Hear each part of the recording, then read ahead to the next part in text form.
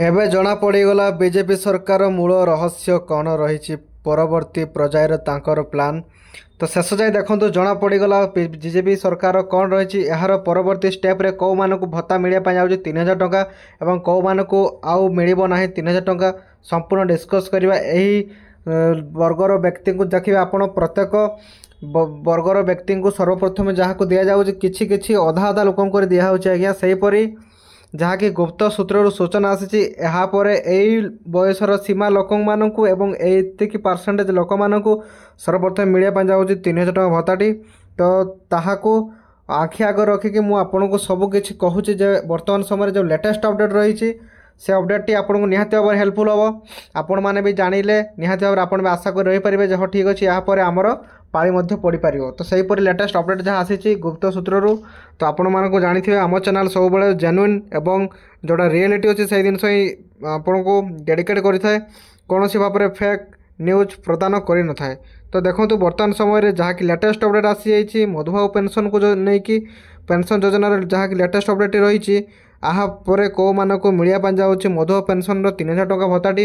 ତ ସର୍ବପ୍ରଥମେ ଡିକ୍ଲାର କରିବା ପାଇଁ ଯାଉଛନ୍ତି ଯାହାକି ମଧୁବାବୁ ପେନ୍ସନ୍ର 3000 ଟଙ୍କାଟି ଖୁବ୍ ଶୀଘ୍ର ଡିକ୍ଲାର ହେବ।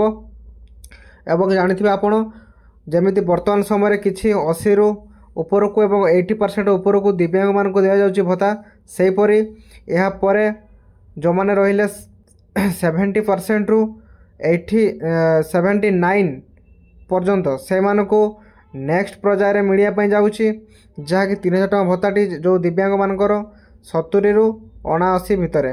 ଏବଂ ନେକ୍ସଟ ରହିଲେ ଯେଉଁମାନେ ବାର୍ଦ୍ଧକ୍ୟମାନେ ରହିଲେ ସେମାନଙ୍କୁ ମିଳିବା ପାଇଁ ଯାଉଛି ଆପଣଙ୍କୁ କହିଦେଉଛି ସେମାନଙ୍କୁ ମିଳିବା ପାଇଁ ଯାଉଛି ଯାହାକି ଆପଣଙ୍କର ଜାଣିଥିବେ ବାର୍ଦ୍ଧକ୍ୟମାନଙ୍କର ବୟସ ସୀମା ବର୍ତ୍ତମାନ 80 ପର୍ଯ୍ୟନ୍ତ ଦିଆହେଉଛି, କିନ୍ତୁ ନେକ୍ସଟ ପର୍ଯ୍ୟାୟରେ 65ରୁ ଯେଉଁମାନେ 79 ଭିତରେ ରହିଲେ ସେମାନଙ୍କୁ ଦିଆଯିବ, ଠିକ୍ ଅଛି। ଏବଂ ଯେଉଁମାନେ 60ରୁ 65 ରହିଲେ ସେମାନଙ୍କୁ ତା ପରବର୍ତ୍ତୀ ପର୍ଯ୍ୟାୟରେ ତାଙ୍କ ନାଁଟି ସିଲେକ୍ସନ୍ କରିକି ଦେବା ପାଇଁ ବ୍ୟବସ୍ଥା ସରକାର କରୁଛନ୍ତି। ତ ଦେଖନ୍ତୁ ଯାହାକି ଲେଟେଷ୍ଟ ଅପଡ଼େଟ୍ ରହିଥିଲା ସରକାରଙ୍କ ତରଫରୁ ତାହା ଆପଣଙ୍କ ମାଧ୍ୟମରେ ମୁଁ ଆପଣଙ୍କୁ ଦେବା ପାଇଁ ପ୍ରଦାନ କରିବା ପାଇଁ ଚାହିଁଲି। କାହିଁକିନା ଦେଖନ୍ତୁ ବହୁତ ଲୋକ ହଜାର ହଜାର ଲୋକ ଆଜ୍ଞା କମେଣ୍ଟ କରୁଛନ୍ତି ଯେ ଆପଣଙ୍କୁ କେବେ ମିଳିବ ଆମର 3000 ଟଙ୍କା, ତ ସରକାର ଆମକୁ ଦେବେ କି ନାହିଁ କ'ଣ କଥା ଆକ୍ଚୁଆଲି ଟିକେ ଡିଟେଲ୍ସ ଜଣାନ୍ତୁ। ସେଥିପାଇଁ ଇମ୍ପୋର୍ଟାଣ୍ଟ ଥିଲା ବହୁତ ଭିଡ଼ିଓଟା ଯଦି ଭଲ ଲାଗିଥିବ ପ୍ଲିଜ୍ ଲାଇକ୍ ସେୟାର ସବସ୍କ୍ରାଇବ୍ କରିଦେବେ, ଡେଫିନେଟଲି ବେଲ୍ ଆଇକନ୍କୁ ଅନ୍ କରିଦେବେ।